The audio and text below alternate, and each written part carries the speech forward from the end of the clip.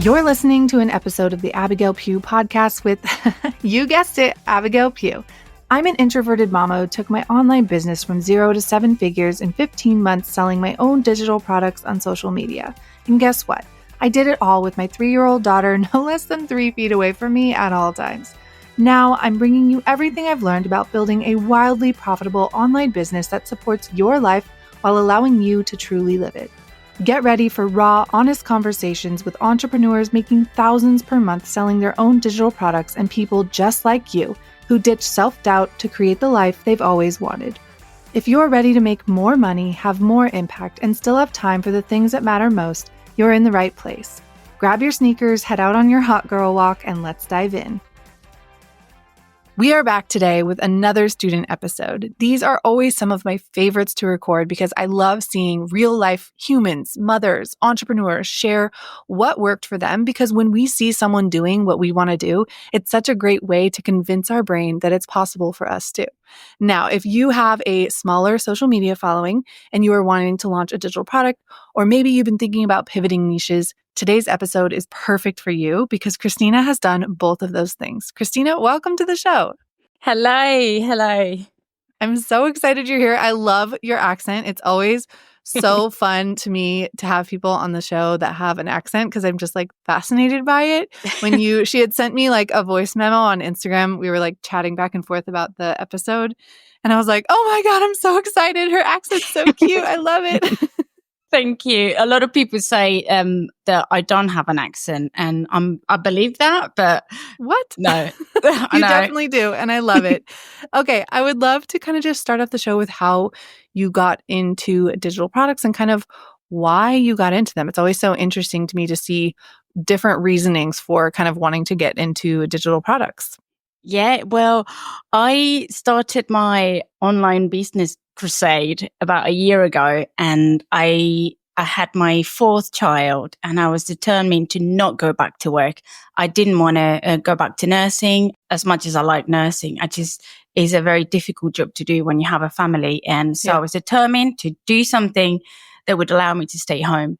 And I started, funny enough, I started on Amazon FBA, which didn't work. I didn't like it. It was too risky. I was like, this is not for me. Then I went on to Etsy and I started doing website templates, and it was going really well. And then my shop got shut down and I was never told why. And I appealed and I still was never told why. And so whilst I was going through the appeal process, I was like, but I can't just sit and do nothing. So I went onto Instagram and I came across an MRR course.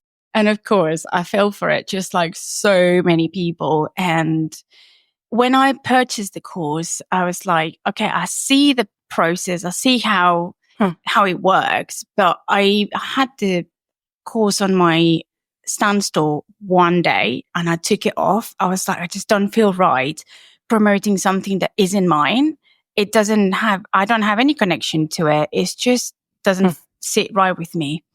And then I came across you and then everything kind of made sense because I love the business idea of selling something digital online, but I didn't have anything of mine.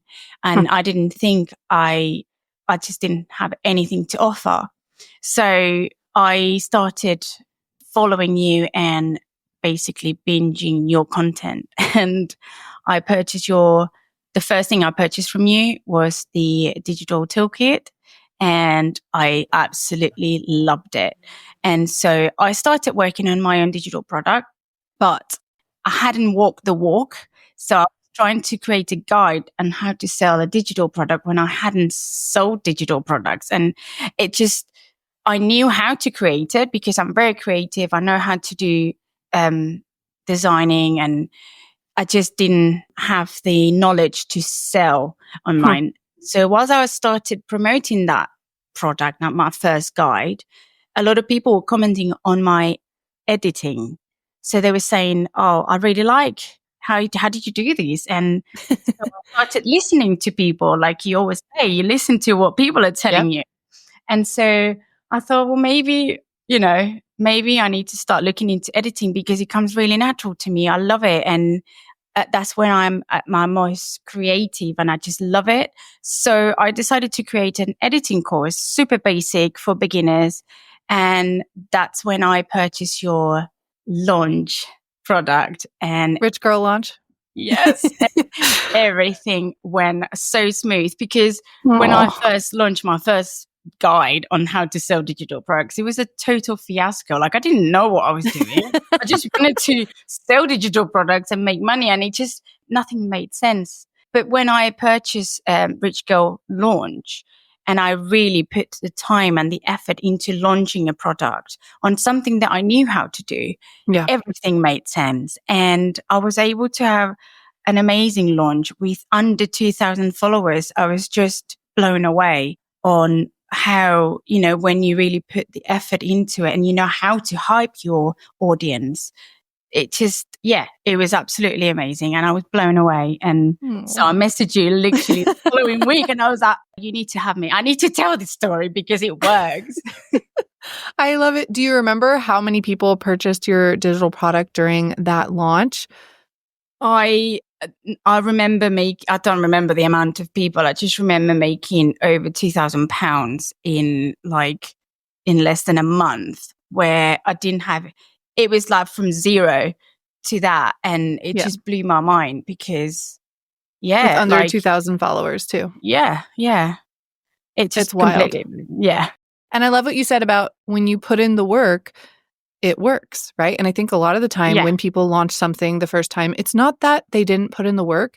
It's that they don't know how to launch. Like launching is something that you learn by doing, and you learn by kind of having a framework that is very flexible. I will say Rich Girl Launch, like I do tell you what to do and I do have prompts, but I also leave room for you being able to do what works best for you, because I'm a firm believer that you can have frameworks, you can have outlines, but you're always going to have like something slightly different based on you and what works best for you. And that's one of my favorite parts about Rich Girl Launch, is that you're really able to take the strategies and prompts and things in there and make them your own and make it work for you. So I love that. Something else that I hear a lot is that people are like, I don't have enough followers. Like, how am I going to sell something? And I'm like, it's not really about the follower count.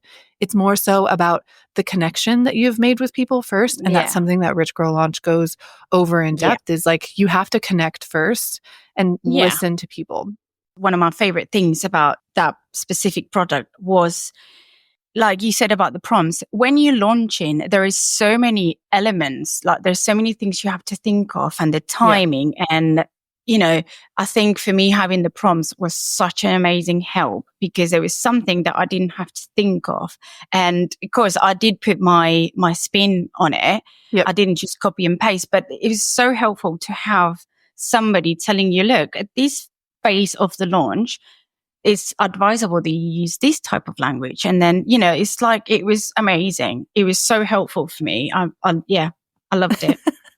That makes me so happy. Okay, so you launched your first digital product and then you pivoted, right? So your first one was all on editing, which something she said earlier, I wanted to point this out. She said she listened to her audience, right? And something that I think that MRR and like the world of MRR has convinced people is that you can launch a digital product on anything, even if you don't have experience. And I don't agree. I strongly believe that when you launch something, you need to have a personal story and a personal experience with it, because that's what people want, right? They want to connect with you. They want to see that you were able to do something and now you can teach them how to do it as well. So I love that you said when you first launched your first product, it just didn't feel right because it wasn't your expertise, right? And then instead of just scratching it and being like, okay, I'm done, she listened to what people want, which was editing, and created something on editing after that. So you launched that. It did amazing. What did you pivot into? What are you doing now with digital products? So because this product was aimed at beginners, and it really is for beginners. Like, I'm not going mental with like difficult edits or anything. I kept seeing that a lot of my students had UGC attached to their handle, and it was like I kept seeing that. And I already knew a little bit about UGC because I heard you talk about UGC, funny enough, but I never really paid any attention. And it was, somebody actually said to me, why are you not selling? Like, you're teaching us how to create content. Why are you not selling your content. And I was like, I don't even know what you're talking about. Like, what? And she said, brands, you're teaching people how to sell their content to brands. And I was like, who's going to want my content? Like, who am I? And anyway, she kind of introduced me into UGC. I looked into it. And then on the 1st of November, 2024, I created my TikTok account, which was UGC only. Like, it had all the SEO. It was optimized for UGC. And on my second week, I landed a huge gig with a huge brand here in the UK. And it just blew my mind. I thought, who? Why? Like, who am I to be creating content for brands? And it just made sense. So I started working into it, and now I create UGC for brands, but I also teach people how to create content, because that's how it all started, really. Yeah. And it's all kind of beautifully linked together. And so I still have UGC creators that buy my course, and I also create content for brands. And it's beautiful. It actually fits really well with my lifestyle, with having 4 children, and I'm able to manage that better than any other thing I've done before. So it's great. When you learn how to create content, you guys, the doors that will open to so many different things, not just digital products, right? Like, digital products are obviously like my specialty, what I love, what I pour a lot of my time into. But, the brand deals, the UGC deals, which, if you don't know what UGC is, it just stands for user generated content. And basically it's where you're creating content for brands, but it never gets posted to your page, right? It's for the brand to use, like run ads to, post on their social media. So you're kind of like a behind the scenes influencer. Yeah. It's a lot of fun. But when you know how to create good content, so many doors will open for you. And I love that you've kind of meshed the two together. That's what I did in the beginning. I started, I was opposite though. I started with UGC, and then I pulled in digital products. And then, especially during all my health stuff, I was like, okay, I can't be creating crazy amounts of content for brands. It's too much. So I poured more into digital products. And that's more kind of like my love. I love digital products and content and all those things. But it's so fascinating to see how, when you know how to show up online and create content that people are interested in, that it opens the doors to so many different things. So now you're doing digital products and content creation. Which one would you say you are doing more of? So like creating content for brands or more digital products? At the moment, I'm doing more UGC than digital products, only because, like you say many times, if you want to sell, you have to sell. Like, you have to talk about it. And I find that whilst I'm going through this process of finding my feet with both of them, I am kind of falling behind on the talking about my digital product, because it does take time. And like, I'm putting a lot of my time in creating really good content for brands. And I feel like that's falling behind. So to be honest, this is like the very beginning. I'm finding my feet. And for me, 2025 is all about finding that perfect balance where I will be able to do both, if that makes sense. Yeah. I talk about balance all the time as like, it doesn't exist. You can obviously like get better at doing 2 things, but it's hard to simultaneously kind of sell 2 very different things. I totally think it's possible with this, especially because as a UGC creator, like the content you're creating could also attract brands. So I think that's awesome. And I think it's important to kind of diversify where your income is coming from, not right at the start. Like, I'm not saying start off with 4 different types of income. That's not realistic.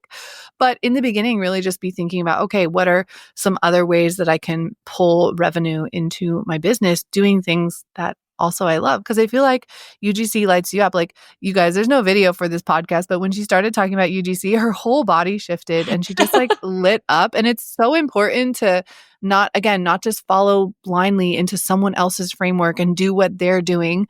I feel like I got stuck with that a lot in the beginning, because people were like, oh, you can't just sell digital products. You have to do one-on-ones. You have to do masterminds. And I tried everything. I did the masterminds. I did the one-on-ones. And while I loved them, I kind of always deep down knew, like, this can't be a long-term strategy for me. Other people, absolutely. If you want to do it and you love it, go for it. But it just wasn't what I had the capacity for. So I think it's really important when you're building your business to make sure that you're building it in a way that is sustainable for you specifically. Like, you don't have to do Yeah. things how anybody else does them if you Yeah. don't want to. Exactly. I mean, I got told in the beginning that if I didn't have a $10,000 offer, there's no way I could hit $1 million in a year. And I didn't hit $1 million in a year, but I hit it in 15 months. And I just wanted to tell that person, like, stop telling people that they have to do something your Yeah. way. Like, that's not realistic for everybody else. I don't want a $10,000 offer. So I think it's really important. And Christina's story really like solidifies this, that you need to build a business doing things that you love and that you enjoy and that kind of work for you. And I will say with UGC content, when you have kids, it is kind of fun to like have a product and then be done with it. Yeah. Whereas like with digital products, they can be more passive, absolutely, but you do have to consistently show up on social media almost daily, if not daily, to kind of sell those products. So Yeah. I love that. Now, you mentioned earlier that in the beginning, when you were trying out like different side hustles and all the things, your Etsy store got taken down, which, oh my gosh, I just like, there was like a pit in my stomach when you said that. Ridiculous. I know. Oh my gosh. Now, I'd love to hear, feels like that was like a big hit, but what else, like what happened when you were launching? Maybe did anything go wrong, and like how did you pivot? I feel like whenever we're trying something new, like things are bound to go wrong.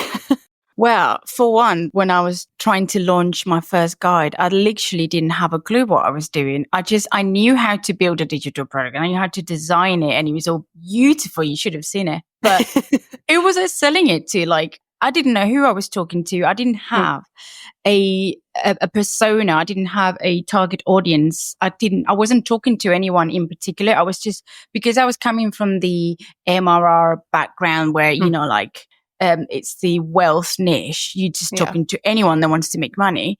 I didn't want to talk to everybody. Like, I needed to find someone. And it was only when I launched it and failed that people were sort of commenting on the actual edits. And I was like, damn, that's not what I'm selling. But then I was like, actually, these are my people. The people that are commenting are my people, and I need to talk to them. I don't need to talk to they don't, yes, they want to probably be wealthy because they want to learn the edits to then sell something. Yeah. But I don't care what they want to do. I care about them, and they want this from me. And that's what I learned. I think for me, that was the biggest take on my failure launching my first product, because it gave me my target audience. And for that, I'm so grateful. And I tell people this all the time. Like, just get something out into the world and you will learn so much from doing that. Like, my first digital product, yes, it did well, but it also really opened up my eyes to what I liked more and what I wanted to help people more. And the same thing happened to me when I started talking about my UGC starter kit and how many people were grabbing it and being excited about it. People were like, oh, how do you market this? Oh, how do you create this? And again, I was just like, oh, I didn't realize people wanted to know this information. And when I launched my digital product starter kit, this was before the MRR boom. This was before like people knew about digital products. Like, I'd say in the last year or so, digital products have blown up. People know what it is now. They kind of recognize digital marketing and digital products because of the MRR boom. Yeah. But when I started, like, nobody knew people weren't really teaching that. And so it just felt for me as well, like a great opportunity to be like, hey, I'm actually even more passionate about like content creation. That was like kind of my first love. And then I did UGC, right? And so being able to see, oh, people want this information from me. So if you want to launch something, just launch it. Like, you will learn so much more from launching something, even if you don't have Rich Girl Launch, even if you just launch on your own and you just try. You will learn so much more from just launching something than you will from sitting around and overthinking and worrying about what you're going to do. And if it's perfect, I'm just going to be honest, your first one's not going to be perfect. Mine wasn't. The problem is people tend to throw in the towel when they put a lot of effort into something and then it doesn't go well and they just give up. I remember there was loads of girls that bought this course from the same person. We were put into this big group and we were thrown in and neglected completely. But we made friends from that group. And from that group, I think only one person still trying to sell. Like, they're all giving up. And I get it. Yeah, it was a shit model. It was a really terrible business model, and it wasn't going to work for everybody. But they haven't tried to do something else, like they just quit. And I think that's the difference between the people that make it, like that you just have to Yep. get up and then change something and try Yep. again. And that's what I've done basically from day one. Like Amazon FBA didn't work. Like my partner always laughs at me. He's like, "Oh, what are you doing this week?" And I said, "Look, everything is a stepping stone to where I need to be. And everything has taught me something. And I don't regret anything. I mean, yes, I wish I'd found UGC sooner because like you say, it just lights me up. I love creating. In the UK, it's always grey. The minute the sun's out, I'm literally clearing the whole house. I'm like, right, it's recording day because I love it. And, that's my only regret. I wish I found it sooner. But other than that, you just have to get up, try again until you find something. Absolutely. And I think I really try to look at things not as failures, but like you said, a stepping stone. And the same thing goes for me. Like people, it looks from the outside like I was like an overnight success, but I created a reel on this once, just like all the things I failed at before I hit this win in this, right? And for years, I self-sabotage and I convinced myself that I could only be a right-hand girl. Like I could not be the star of the show and have my own thing. I had to be a right-hand girl. And I kept getting myself in these types of jobs. And some of them were amazing and I learned so much from them. But again, I just kept kind of like belittling myself. And then I had a floral design business where I hardly made any profit from it. Like I always put more money into the flowers and more money into making it beautiful. And I loved it. But again, I learned so much about business by owning that. And when I closed that business, I knew I was like, whatever I do next, the profit margins have to be different. Like I cannot be sacrificing, making money for my family just because I want to make something prettier, because I do. I love to make things beautiful and I am a creator at heart and I loved designing and making and like getting the expensive peonies and all the things to make it perfect for them. But then it was at the cost of me making any money from it, right? Yeah. And so all those things that I wouldn't even call them failures, all those things that I tried when I finally started this business, I had so many things from those past stepping stones that I was able to pull in and either replicate or do very differently because of what I had learned before. So I love how you say they're stepping stones. It's so true. Yeah. So if you are someone that's listening and you kind of haven't found what you're passionate about yet, or found what like your little corner of the internet where you feel comfortable and you found your people and you know what you want to sell, you're on the right track. You're going there. Yeah. But you can't give up. Like you do have to continuously try new things. And if one thing doesn't work, try something else. Like it's never going to hurt to try something else. And I know it can feel discouraging when you are doing something and you're like, I really want this to work. Like I really want this to work. But your brain listens to what you're saying. So if you're like, hey, this is never going to be successful, it probably won't. Like, honestly, it probably won't. So you really kind of have to I go into everything that I try new, like, okay, I'm going for it. Whether this is like monetarily successful or not, I'm just going for it. And I will take that over, talking myself out of it any day. So I would love it if you could share one piece of advice for anyone who has a smaller audience. Or, we'll do two different pieces of advice. So if somebody has a small audience, what piece of advice would you give them for creating and selling their own digital product? I think the most important thing that you can do is to find your audience. Like, even if it's 500 people, talk to that people because it will pay off. Like you will create a connection and that connection will last and they will buy from you, not only your first launch, but your following one and the other one, because they love. I have launched a couple of other things since, and I have people that are messaging me, asking me like, when is this coming? Or, like when you create connections, even if it's a small audience, it's so much more gratifying than having 100,000 followers. And I think creating that connection, talking to that one type of person, the content will come so much more easy and natural. Yeah, absolutely. And anytime people are like, oh, my audience is so small, it's only 500 people, I tell them, Google 500 people. That's not a small audience. Yeah. Social media has like distorted our brains into thinking like 500, 200, 50, even 50 people is a small amount of people. It's absolutely not a small amount of people. So I always, even for me, sometimes when I feel discouraged, like I only gained this many followers this week, I Google it and I'm like, girl, stop. Enough. No, we're not thinking like that. Yeah. Okay, one last thing. If you could give anyone a piece of advice thinking of pivoting, what would it be? Because I know a lot of my people, God. they kind of dig their heels in when they're like, this is what I decided to do, so I have to do this forever. And it's not true. As someone who No has way. pivoted herself, it's absolutely not true.